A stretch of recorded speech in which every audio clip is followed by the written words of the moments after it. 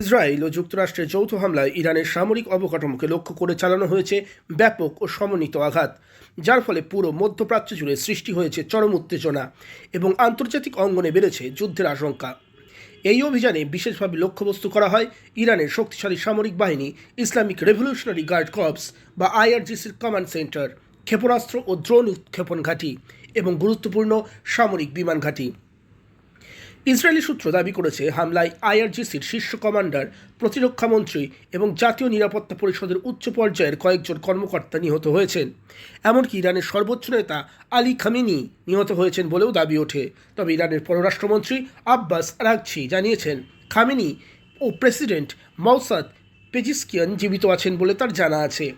যুক্তরাষ্ট্রের সামরিক বাহিনী জানায় ইরানের পক্ষ থেকে শত শত ক্ষেপণাস্ত্র ও ড্রোন নিক্ষেপ করা হলেও মার্কিন ঘাঁটিগুলোতে বড় ধরনের ক্ষয়ক্ষতি বা প্রাণহানির ঘটনা ঘটেনি।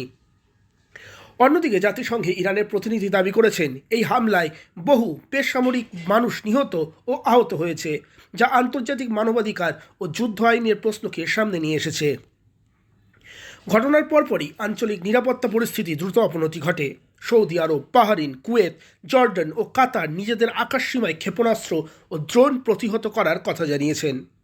বাহরিনে অবস্থিত মার্কিন নৌবাহিনীর পঞ্চম নৌবহর ঘাঁটিকে লক্ষ্য করে হামলার অভিযোগ উঠেছে। ইয়েমেনের হুতি গোষ্ঠী লোহিত সাগরে আন্তর্জাতিক জাহাজ চলাচলে নতুন করে হামলার হুমকি দিয়েছে, যা বৈশ্বিক বাণিজ্য ও জ্বালানি সরবরাহ ব্যবস্থার জন্য বড় ঝুঁকি তৈরি করতে পারে। ইতিমধ্যে ইরান, ইসরায়েল সহ মধ্যপ্রাচ্যের একাধিক দেশ সাময়িকভাবে তাদের আকাশসীমা বন্ধ করেছে এবং আন্তর্জাতিক বিমান সংস্থাগুলো বহু ফ্লাইট বাতিল করেছে, যার প্রভাব পড়েছে বিশ্বব্যাপী ভ্রমণ ও অর্থনীতিতে।